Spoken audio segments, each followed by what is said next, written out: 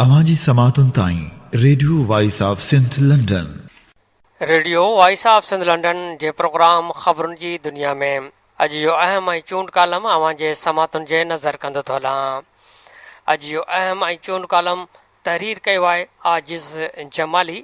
संदसि तहरीर कयल कालम जो उनवान आहे सिंध जो नओं तारुफ़।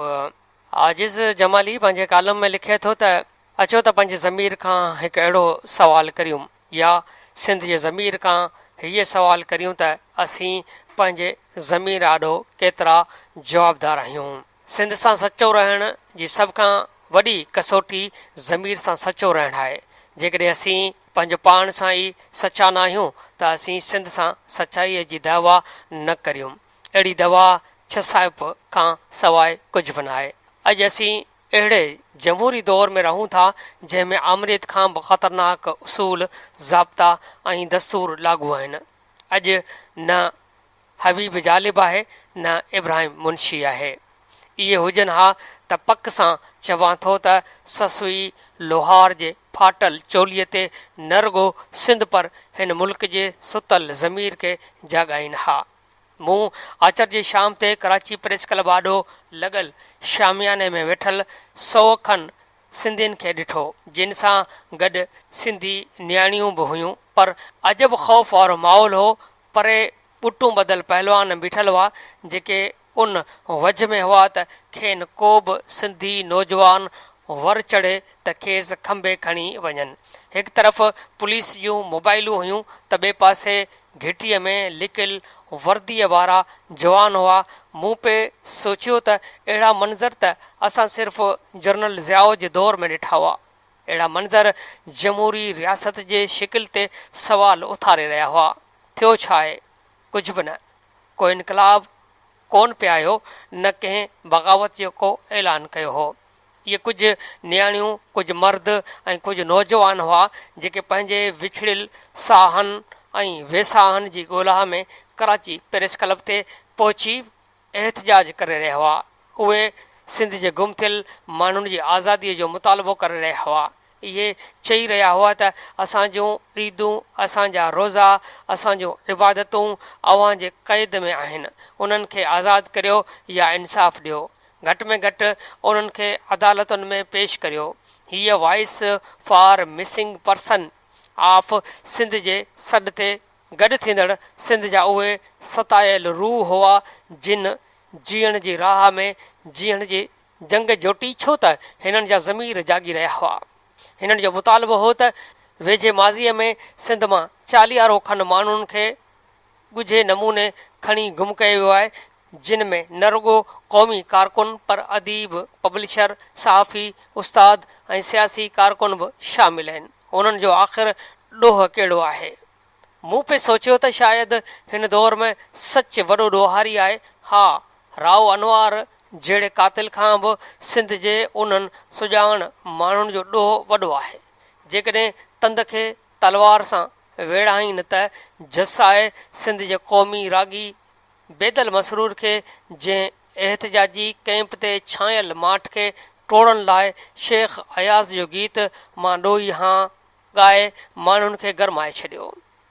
कुझु वक़्तु अॻु कैंप ते नारा दॿिजी विया हुआ, माठ छांइजी वई हुई, उहे ॿीहर शुरू थी विया। हिन एहतजाज खे रोकण लाइ रियासत हमेशह वांगुरु तशदुद जो रस्तो इख़्तियार कयो ऐं अहलकार 4 कारकुननि खे खंभे खणी विया, जिन बाबति हद जे थाणे जो उहो मौक़ुफ़ हो त ज़ाहिद बुगटी समेत 6 कारकुननि खे पुलिस गिरफ़्तार न कयो आहे। हिन रियासत में पुलिस जो इदारो ॾाढो कमज़ोर थी वियो आहे। सिंध जो सगहारो IG एडी ख्वाजा बि रियासत जे सिपाही आॾो कमज़ोर तरीन माण्हू लॻे पियो, जो अॼु ताईं वज़ाहत न करे सघियो आहे त आख़िर कराची प्रेस क्लब ॿाहिरां जेको कुझु थियो उन में पुलिस कंहिंजी वंगार वही रही हुई। पुलिस खे हिन मुल्क में ॻुझा इदारा हमेशह वंगार लाइ ई इस्तेमालु कंदा आहिनि, या वरी हाफ़ फिराए जहिड़नि कुदनि करतूतनि लाइ पुलिस हूंदी आहे। डॉक्टर दीपक जे कपिल जंग सिंध पुलिस जे अहिड़े कुदे करतूत जो खुलियल मिसाल आहे, जंहिंखे धाड़ियल क़रार ॾिनो वियो हो। कराची प्रेस क्लब आॾो सिंध जे नियाणियुनि जी तज़लील वारो कुधो कमु पुलिस ऐं सादा लिबास पातल माण्हुनि गॾिजी कयो। पुलिस जी आड़ में सिंधी नियाणियुनि खे धिका ॾिना विया, जंहिं दौरान ससुई लोहार जो चोलो फाटी पियो। उन ते अॼु खां 18-19 साल अॻु जो वाक़ियो यादि अचे पियो, जॾहिं बशीर ख़ान कुरैशीअ जे अॻुवाणीअ में जसकम सिंध जे हक़नि लाइ कराची प्रेस क्लब आॾो एहतिजाज कयो हो। जनरल मुशरफ जो नओं दौर हो, तॾहिं बशीर ख़ान कुरैशीअ ते तशदुद कयो वियो। संदुसि अछे रंग जे काटन जे कमीस लीड़ियूं थी वई हुई।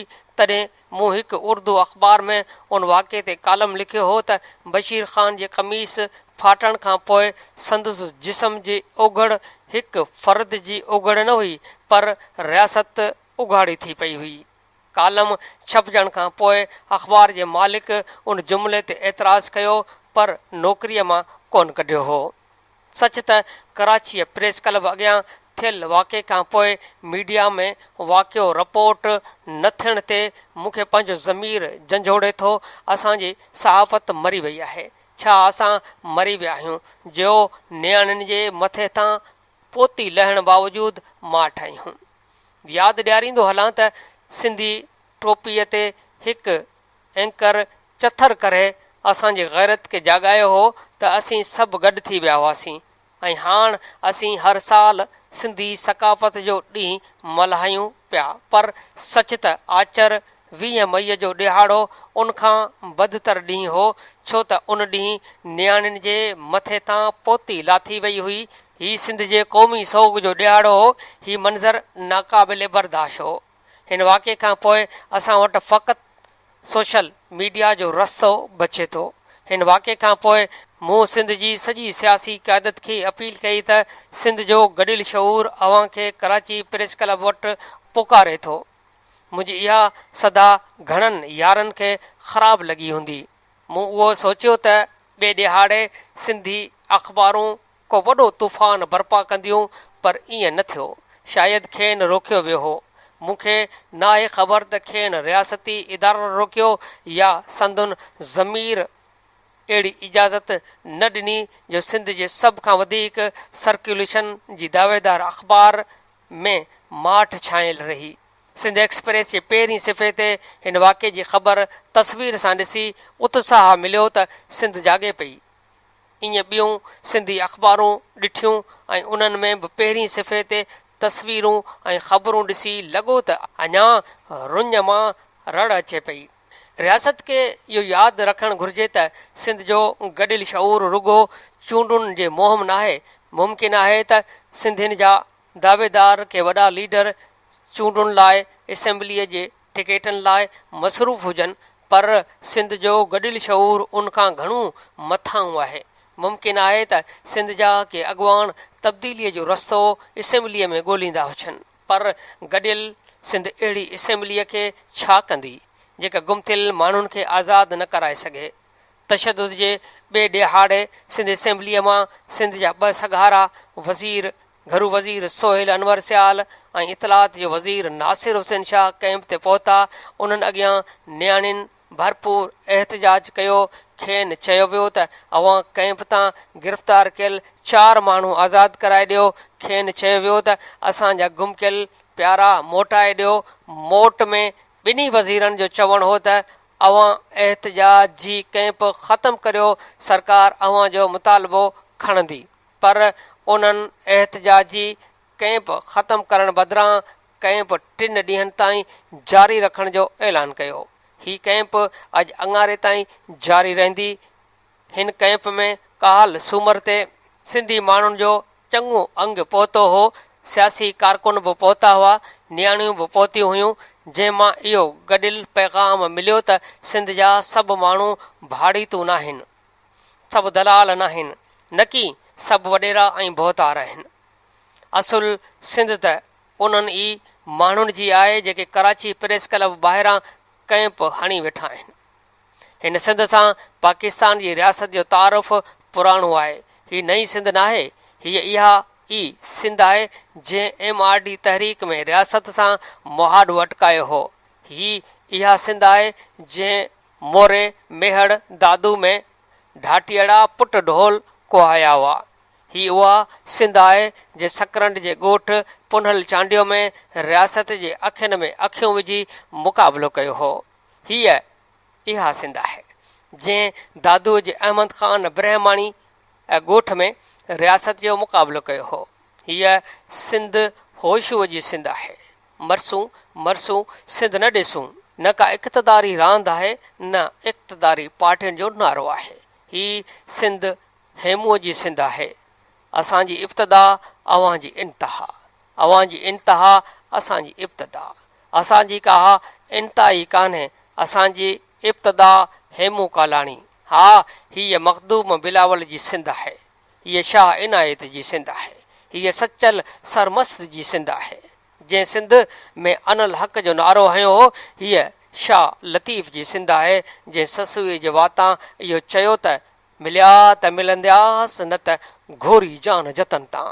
पाकिस्तान जी रियासत खे ससूई कॾहिं बि समझ में न ईंदी।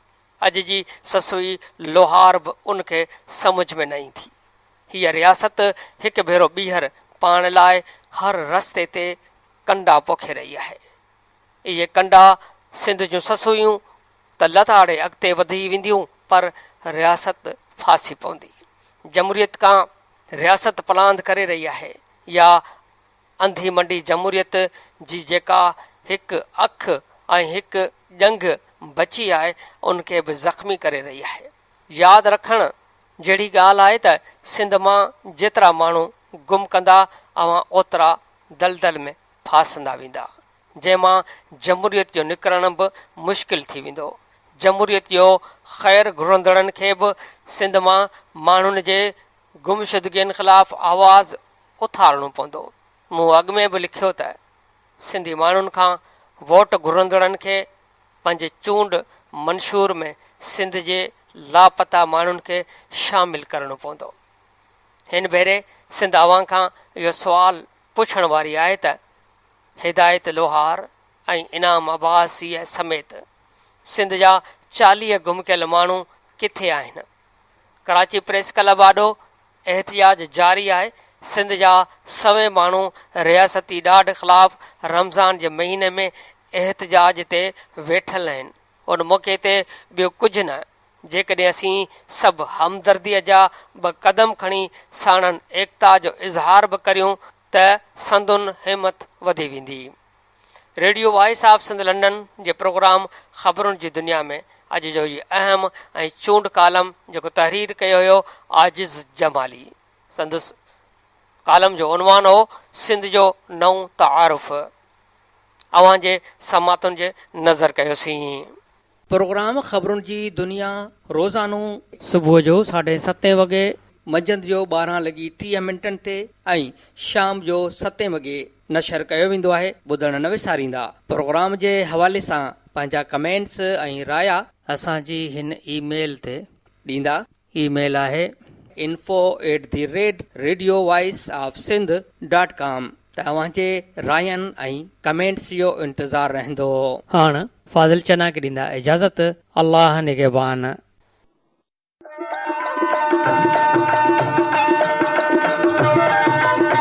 दुनिया जो पहिरियों Sindhi web radio voice of Sindh London पंहिंजी नशरियात में सिंधी कम्युनिटीअ जो क़ौमी, समाजी ऐं सक़ाफ़ती तर्जुमान जी हैसियत में कमु करे रहियो आहे। मुख़्तलिफ़ प्रोग्राम ऐं लोक मौसीक़ी वसीले दुनिया जे सिंधियुनि खे हिकु लड़ीअ में पोइण जी कोशिश करे रहियो आहे। Radio voice of Sindh London खे सिंधी वॾे अंग में ॿुधी रहिया आहिनि। रेडियो खे अञा वधीक बहितर प्रोग्रामनि में मुस्तक़िल बुनियादनि ते हलाइण लाइ सिंधी कम्युनिटी पारां माली सहकार जी ज़रूरत आहे। सिंधियुनि जो क़ौमी आवाज़ radio voice of Sindh London कारोबारी न पर निज सिंधी कम्युनिटी बेस्ड रेडियो आहे। माली सहकार लाइ बैंक अकाउंट जा तफ़सील रेडियो जी वेबसाइट ते मौजूदु आहिनि।